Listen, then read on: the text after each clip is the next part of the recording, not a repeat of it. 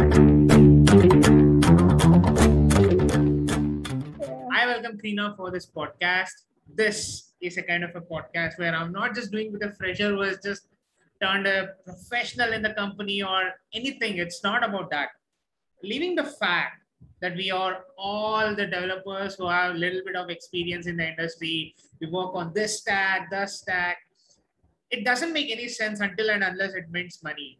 And right now, Yeah. talking about passion, something it has to be done because you need money to survive, and it's not about money itself sometimes because you can't suffer exactly 5 years of your career. You can't start suffering from some chronic disease and say that this is the end of my career. And that's a pretty big thing that is happening today. And most of the time we forget to enjoy the life. I think probably this podcast is going to give you a lot of insights about what happens in that pipeline of building such hefty systems, which are more secure, more complex, filled with jargons and a lot of things. So I'm here with Krina, demystifying what should be that industry hustle that I need to put in order to be the future industry ready engineer. And thank you, Krina, for giving me this podcast. It means a lot. Hey, Vishwas. Thanks for inviting me. I think, it's really sweet of you to invite me on your podcast. And I would personally also like to thank Ganesh. It is probably because of him that we've met. So thank you so much for inviting me. Yeah, let's just start with this journey as a student, because a lot of times when we think of it as a student, right, even when I look back at my 4 years, right, I feel so shocked that I did so many things, but I didn't do full stack.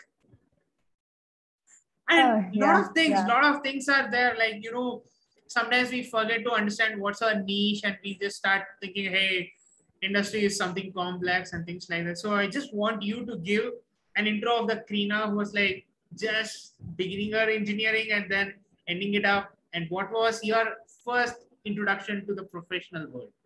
So over to you, Krina. Thanks, Vishwas.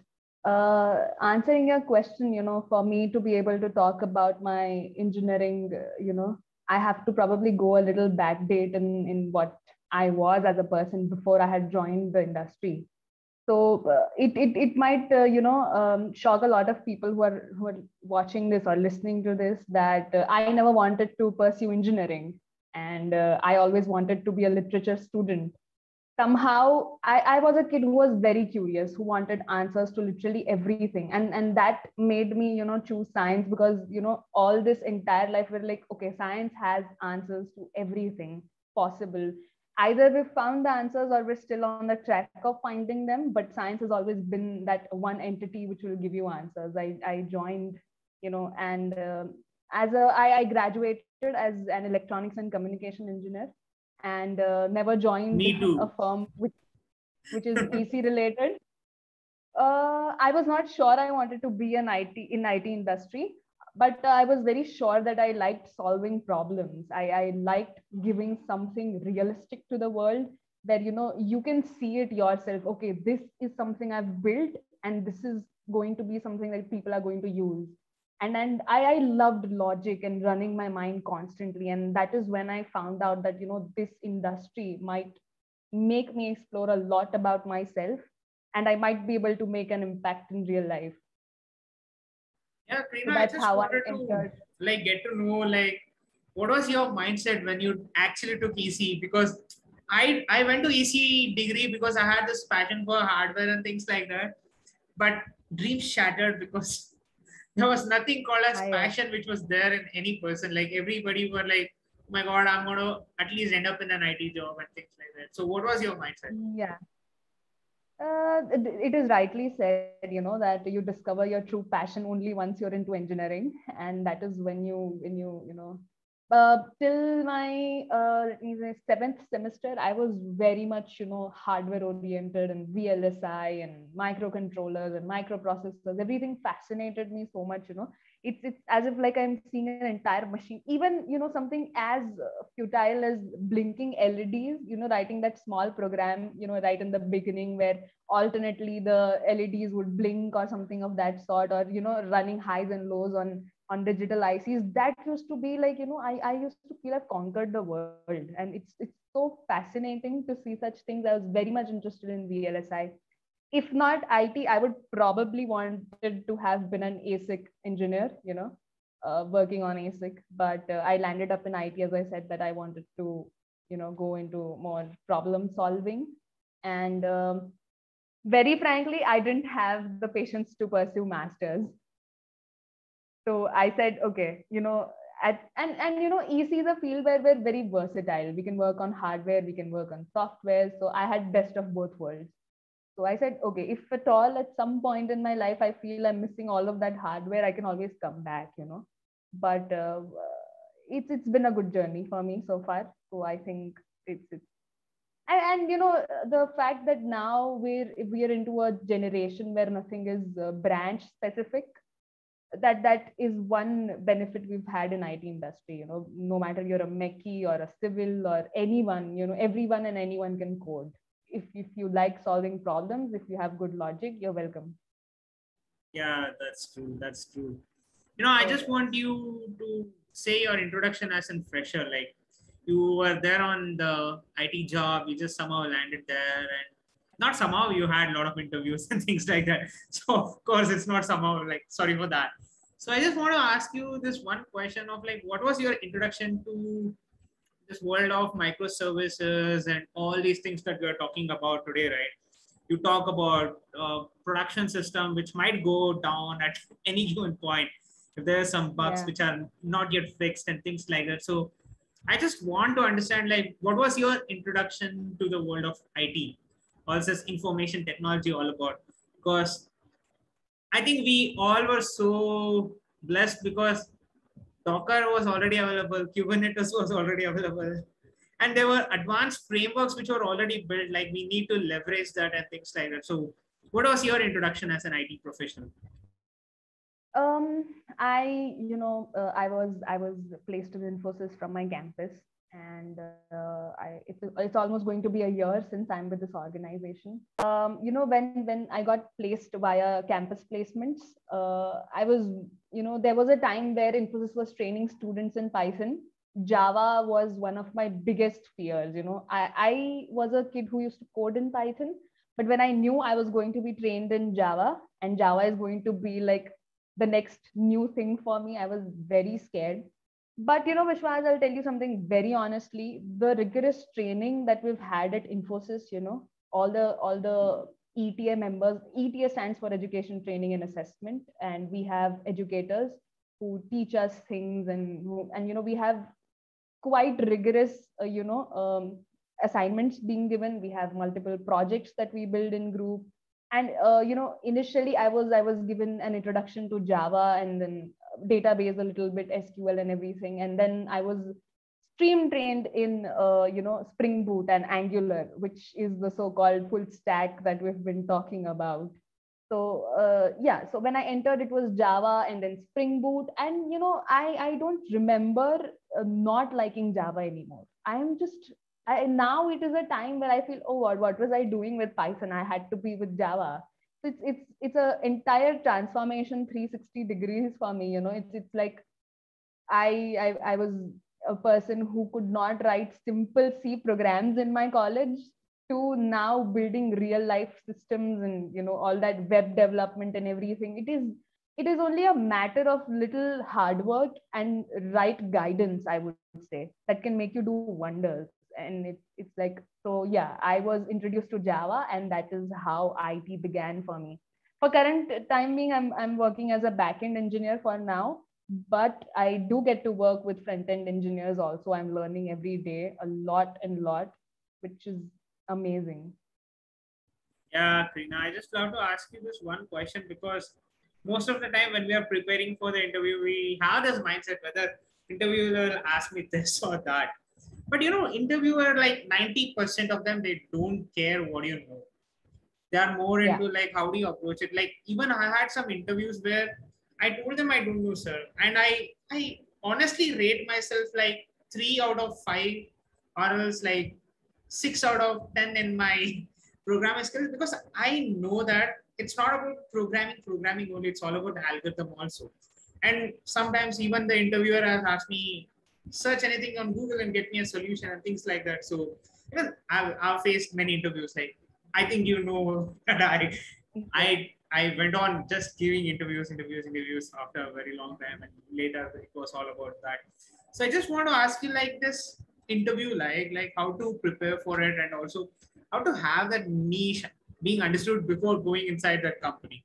Because a lot of times, since you are an EC person, student who was there almost about blinking LEDs, Arduinos, or Raspberry Yeah. Pis, and now understanding Yeah. what is this microservices and the things like that. So, how to mentally prepare after the interview, before the interview, for the interview, and everything. I think it's all about mindset and how badly you want something. If at all you, at some point in life, you'll figure out what is your true calling. It can be easy, it can, and this is not something that I'm talking just with IT perspective, just interviews. I am talking about every interview that you'll probably walk into. One thing that has kept me going, and which even my interviewer told me at that point in time, was my willingness to learn, my willingness to, if I know that I don't know something, that is fine. Nobody's ever going to know everything. That is literally impossible. If you don't know something, you have to try. You cannot stop and say, okay, just because I don't know, I am not going to try to, crack that problem. I'll tell you something. The fact that every engineer or every graduate student is going to relate, is that all of us use Stack Overflow, whether or not we say it out loud or not. There is always going to be a problem which you've never faced. At certain points, you might have some senior who could help you out, or you might get some reference from Google. Ultimately, what matters is your mindset to be willing to do something.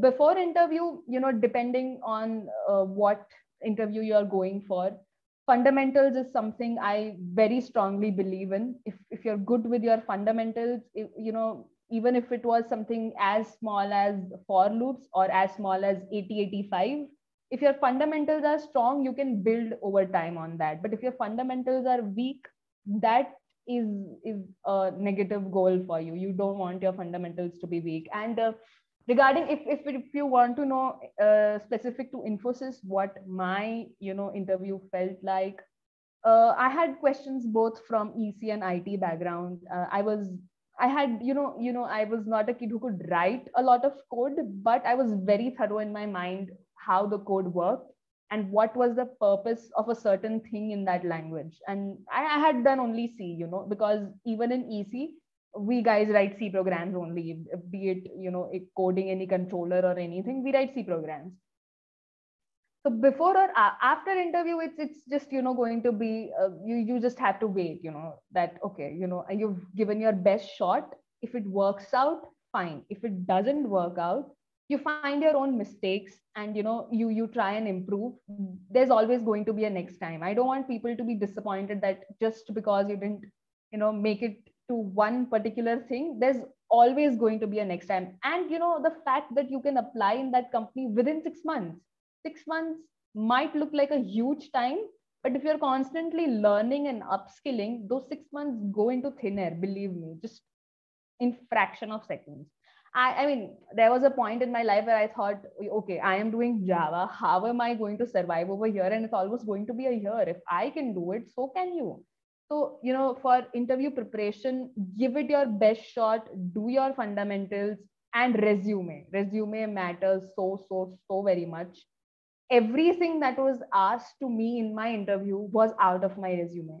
Do not make bluffs there that I've built this or I've done that or this. If you've truly done that, write that. You should be able to justify it. Do not ever lie in your resume, because the HRs or even the tech person is has got tons and tons of experience dealing with students like us every day. So if you think that you're going to get away with that lie, trust me, you will not. You have to justify what you've written. And I mean, people think that the interviewers are very angry and very weird, and they're literally going to suck out your blood in that interview. No, they're very supportive. They're very sweet. I'll tell you something from, my interview experience. There was the person who was interviewing me. I was not allowed to call him sir. I had to call him by name, and he was literally counting how many times I've said sir. That was a challenge. And this practice we follow in Infosys. We don't really call people sir and madam. It's just first name or last name. And I think every corporate job has now adapted to this thing. There's nothing like hi and low and sir and ma'am. Everybody is in a very friendly manner, and everybody's trying to learn and grow every day, trying to give their best shot. So he was so sweet that he actually appreciated my resume, and he said that, it is a decent resume. I really liked looking into it, and the details were fairly mentioned.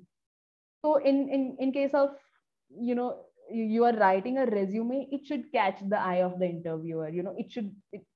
I think how you wish to drive the interview is very much in your hands. So that is one thing which I would say, that if you're in an interview, how you take the interview is literally in your hands, except for tech interviews, yeah, where you're writing the code and everything. But otherwise, it's when the person is asking you fundamentals, you can very easily deviate the interview to the topics that you are sound in. Yeah, that's true. So, that's true, because a lot of times, I have this very bad habit of going to interviews for a very long. I don't know why, but interviews are so good. But sometimes, when you are not well and you can't really give an interview, don't go for the interview, because you'll feel down. You'll feel down, and sometimes it will be like, I'll say you what happened. I've been a bug hunter for a very long time, and I didn't know. It's been 1.5 to 2 years before pandemic. I started it there. He asked me what was the simple question about which port is HTTPS, and I was like, and I'm looking at the Jupyter Notebook 8080 port, and it happens sometimes it's not because of you not knowing the answer. It's also because sometimes you were not ready to actually give that interview. And sometimes what happens is some people take it to their heart. Trust me, that guy told me that I have attended around 19 interviews and cracked 12 plus. I don't know, I have lost the count of it. But that's what it is all about. Don't take it to heart. Just take it as another interview. Just was you are just preparing for it. That's it. Simple as that. Don't make it that complex by saying, oh my God, he hit my ego or something like that. It's never like that. No. It's never like that. Believe it's me, never like that. It's never like that. That also, person would, yeah. That person would probably be the age, he would probably have twice the experience that you will have in the industry. That person knows that at some point he was sitting where you are, and he understands that very well.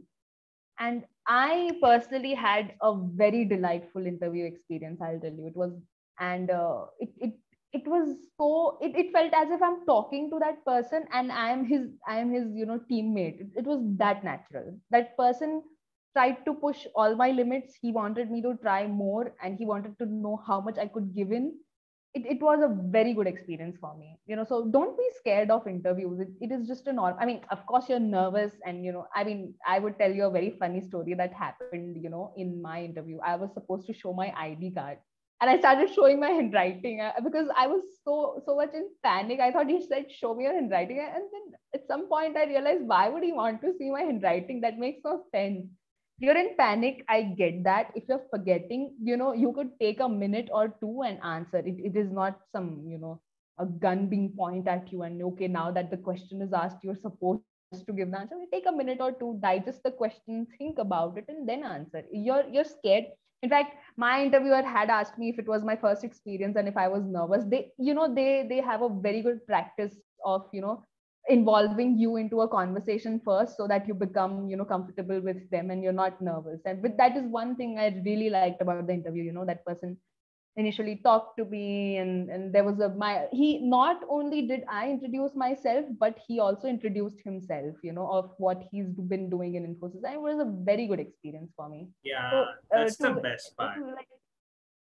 So whosoever has not yet, attended an interview, Vishwas, I think it's a great platform for me to tell them that, don't be scared. It is just a very normal process, and it is all a part of of shaping you into better. If you don't get it, fine, you'll know what is that thing that you don't know, and you'll work on that. That's it.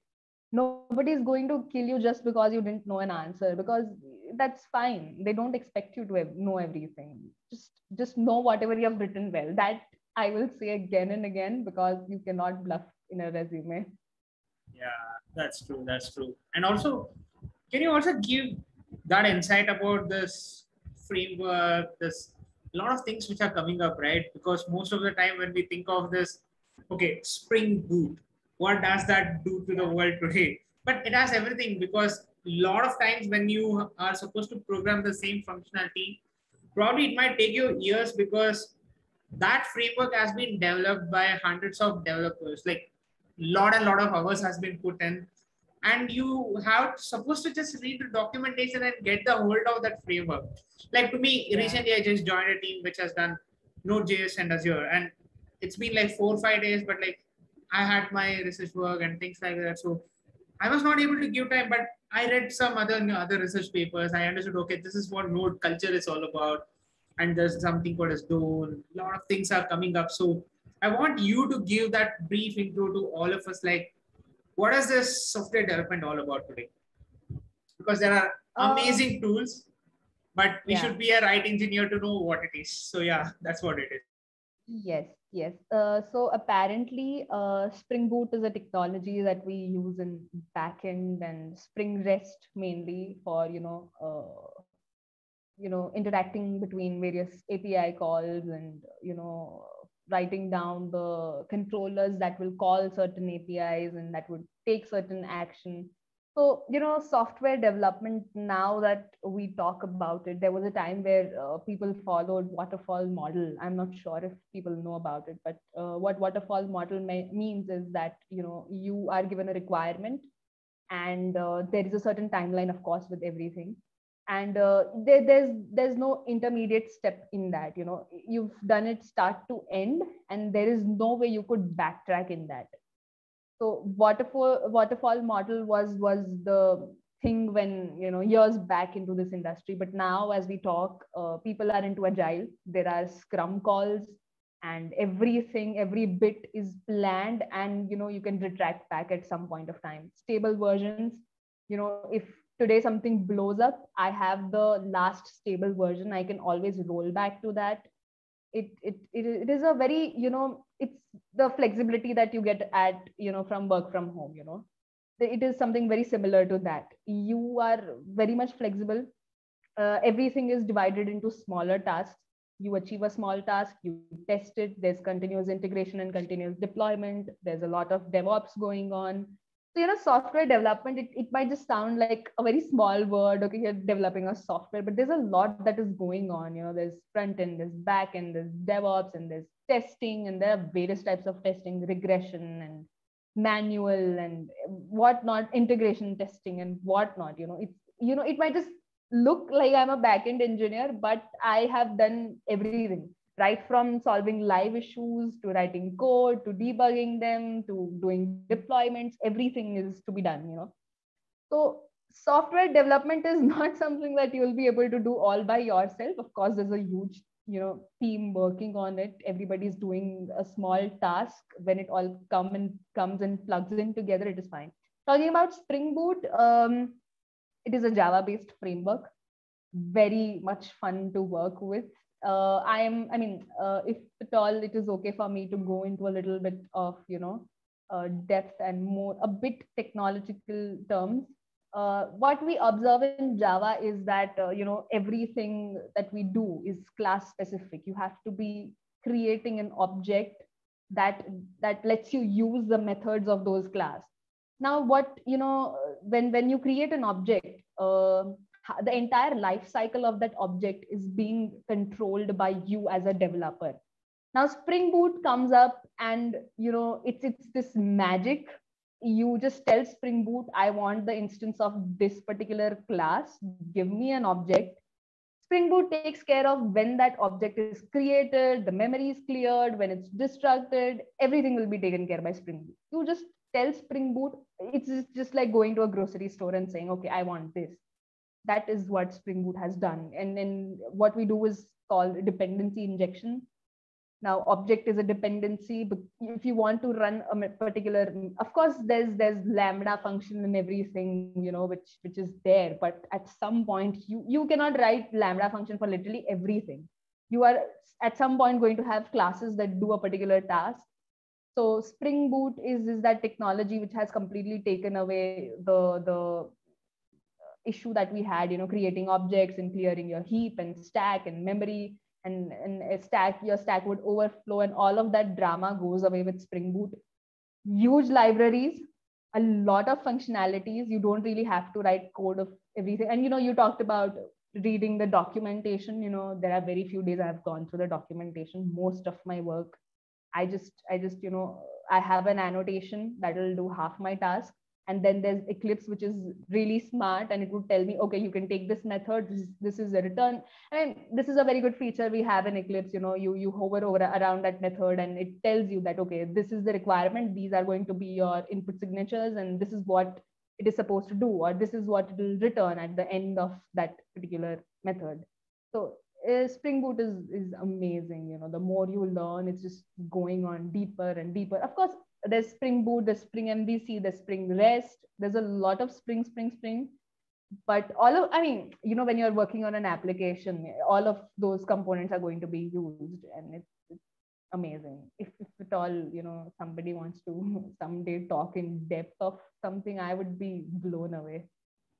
Yeah, that's true. That's because most of the time, it's not just that framework which just does the job. It's also about the way you manipulate it also. Like some people still have it.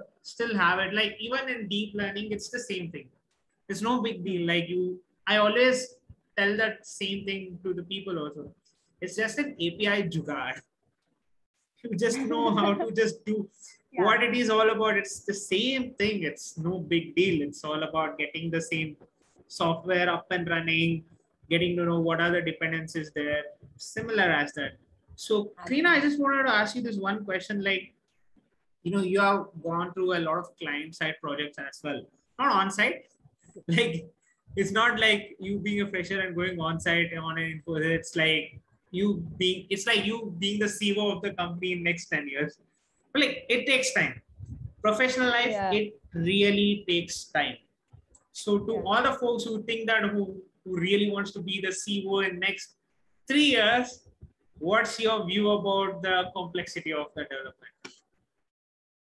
I don't really know if I can answer this question to you, but having dreams is fine, but at some point there's going to be a reality check whether or not you like it. Being CEO of a massive organization is not easy.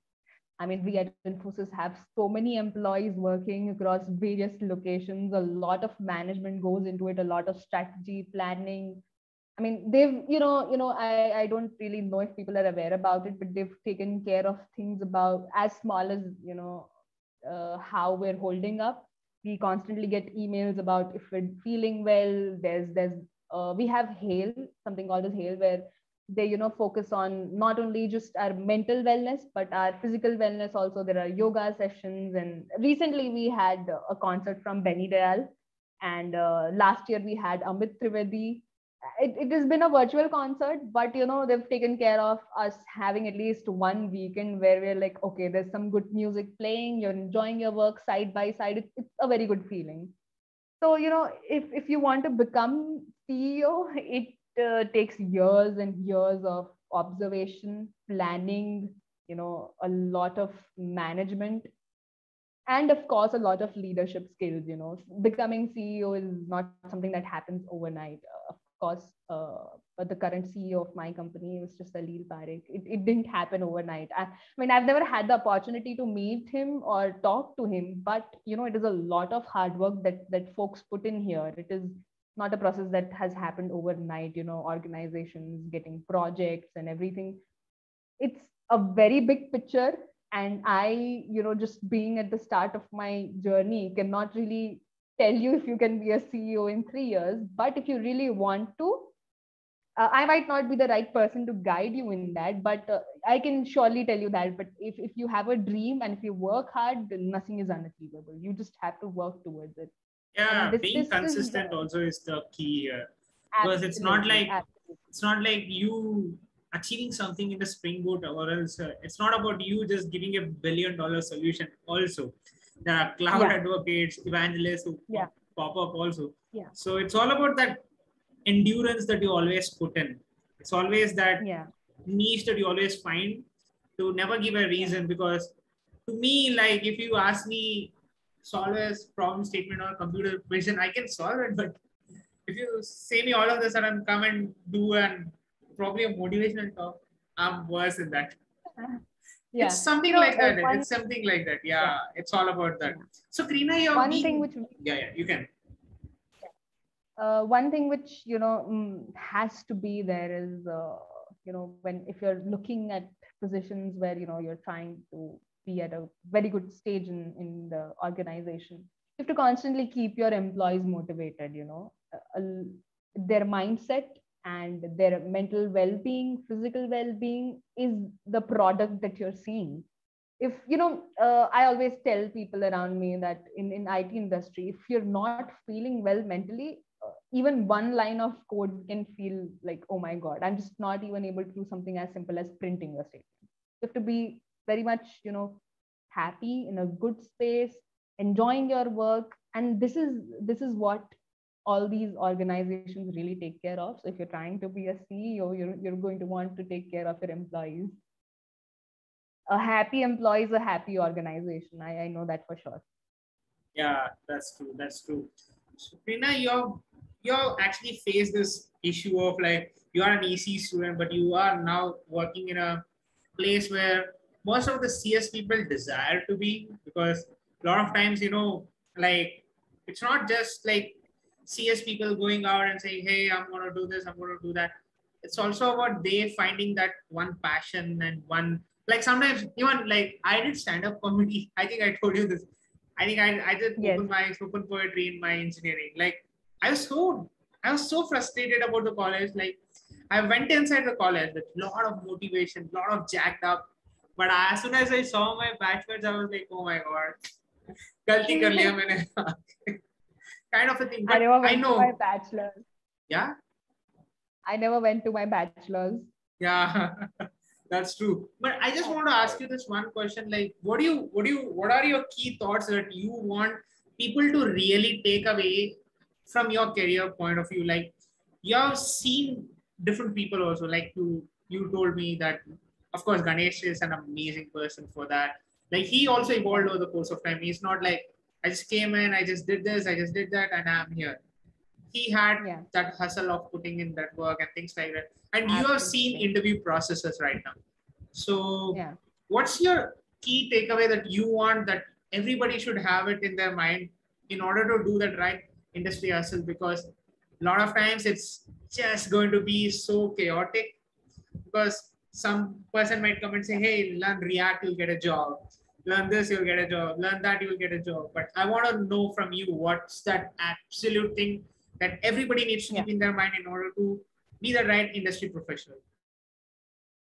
Vishwas, there's this one thing that I've really learned in my professional journey is good research and good management, be it in terms of resources or time.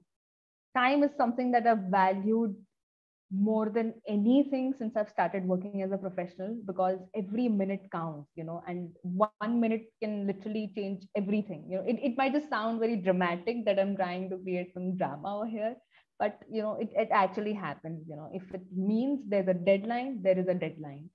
One thing which I would suggest all the college students to really change in their thinking is consistency, dedication, and time management. When we're in college, we have that chalta hai attitude, ki okay, kar lenge, ho jayega. That does not happen in industry, believe me, that does not. And when you're not a person who has sat continuously for 9 to 6 with the motivation in my mind that okay, these are the tasks, I'm going to get through it, it is going to be hard. When we're in college, we're like, okay, you're going to wake up, okay, we'll go to the class, think about it, lab file likhni hogi to likhenge. No, that does not happen over here. You have a task, you wake up, you try and finish it before time if possible. And one thing which in college we do is, if there's some issue, we always start pointing out fingers. But in industry, you have to own up to whatever you've done, be it good or bad. If you're not able to do something, you have to learn to communicate that, okay, I am stuck over here and this is where, I need help or anything. You better communication skills are really needed. You might know tons and tons of coding, but if you cannot communicate that, all of that code goes to waste. Because at the end of the day, you are selling yourself, you are selling that code, and somebody has to buy it, whether or not you like it. I mean, it might just sound okay, you're very good at coding, you've great stars in competitive programming, you've cracked offers, but tomorrow when you go into industry, you're going to talk with your colleagues, going to talk with your team lead, you're going to probably go to presentations, pitch to clients, and it's going to be a lot of it. So the mind, for me, it would be, making a good mindset.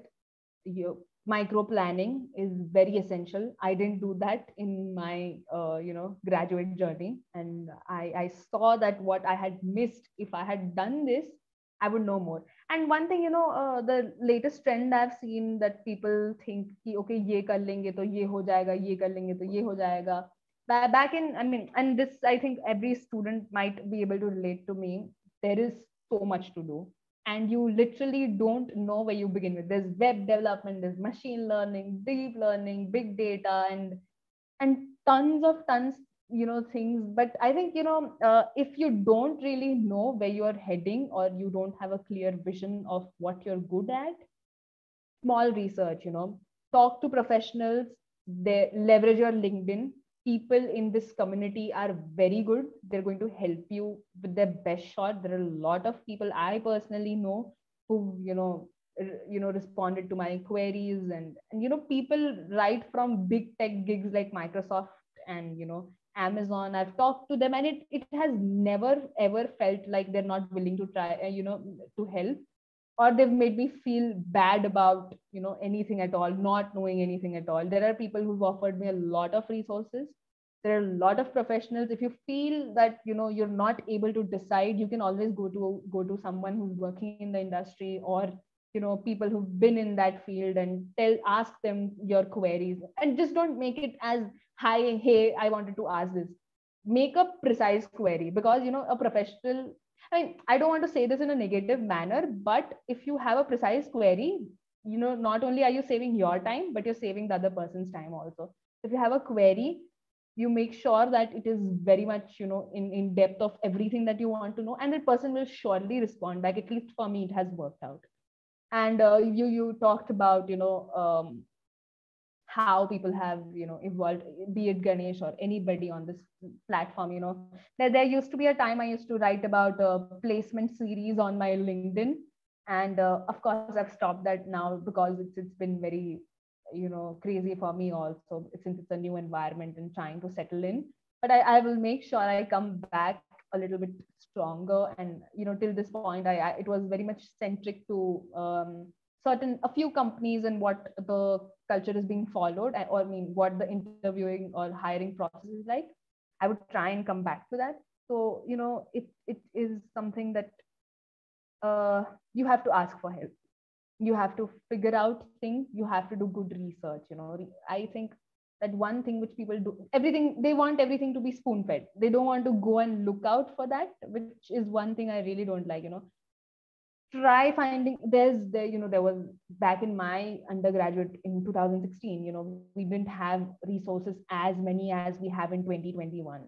So if you're trying to make your way into this thing, do a lot of research. There's a lot and lot of resources. There are a lot and lot of professionals who are working into the company you're aiming at. You try and reach out to them, ask what is the sort of work they do, see if you fit in that. If not, you try and switch with some other technology.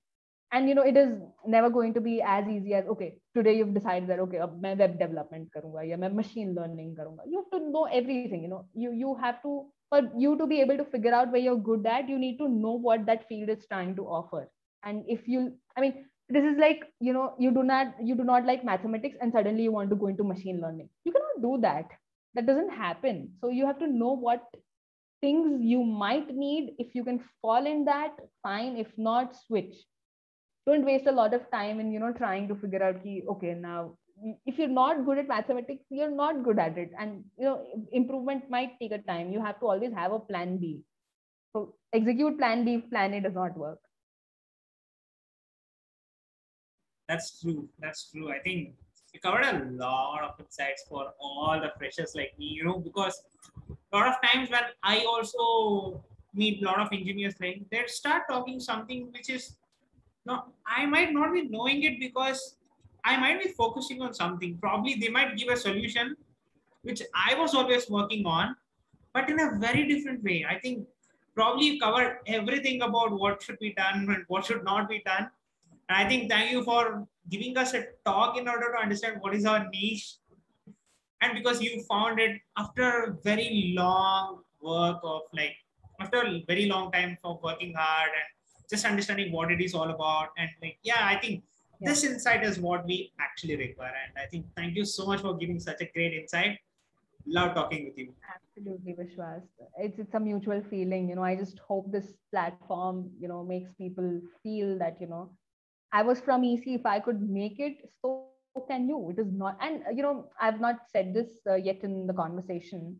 One of my colleagues is a civil engineer who's working with me, and he is equally good at coding. So there are a lot of people who are mechanical and chemical and whatnot, and people have had their passion towards coding. So if you have that passion, nobody is going to care about what engineering you've done. You have a passion, you're following it, and this thing that you said in the beginning, that at the end of the day, to survive, you're going to need money. And nobody, I mean, codes, you have to sell those codes whether or not you like it. So yeah, I mean, it is not impossible. You can always start at some point. It is never too late. If you start today, some point of time, it is going to be fruitful.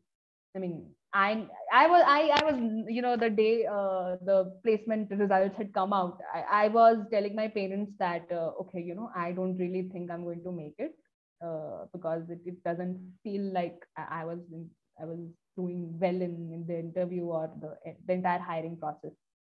I had not checked my results. Somebody from my class called me, okay, Krita, you're selected. And I said, what? That happened? So, if you try hard, it is always going to happen. It's not some rocket science or magic that we're doing. It's just detailed study and good hours of hard work being put in.